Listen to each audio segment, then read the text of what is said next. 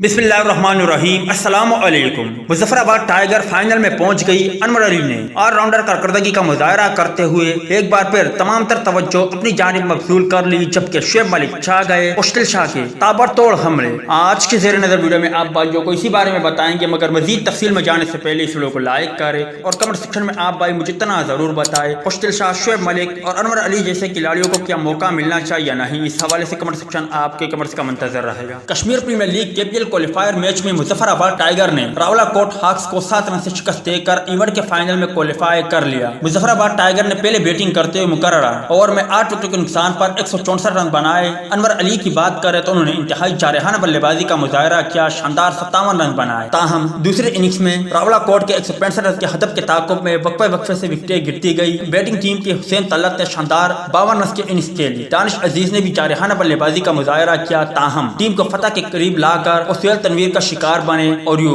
Match کا پانسا پلٹ گیا اور یوں مظفر آباد نے شاندار کامیابی حاصل کر کے فائنل کے لیے کوالیفائی کر لیا۔ جبکہ دوسری جانب میرپور رائلز نے اوورسیز واریر کو 4 وکٹوں سے شکست دے کر کشمیر پریمیئر لیگ KPL کے دوسرے ایلیمنیٹر کے لیے کوالیفائی کر لیا۔ 161 رن کے ہدف کے تعاقب میں شرجیل خان نے صرف 17 گیندوں پر 30 رن بنائے، وہ آغا سلمان کے ہاتھوں آؤٹ ہوئے۔ محمد اخلاق 34 گیندوں پر 24 رن بنا کر حماد وسیم کا شکار بنے۔ شعیب ملک نے حسان خان کے ساتھ 45 رن کی اہم شراکت قائم کی، تاہم حسان خان 15 گیندوں پر 20 رن بنانے کے بعد فیضان سلیم کے ہاتھوں اپنی وکٹ گوا بیٹھے۔ شعیب ملک کو مشکل شاہ کی شکل میں ایک ناقابل یقین ساتھی ملا، جس نے 8 گیندوں پر تیز ترین 21 رن بنائے اور وہ موسیٰ خان کی گیند پر رومان رئیس کے ہاتھوں کینچ آؤٹ ہو گئے۔ شعیب ملک 34 گیندوں پر 27 ناٹ آؤٹ رہے اور انہوں نے اپنی ٹیم کو کامیابی دلا دی۔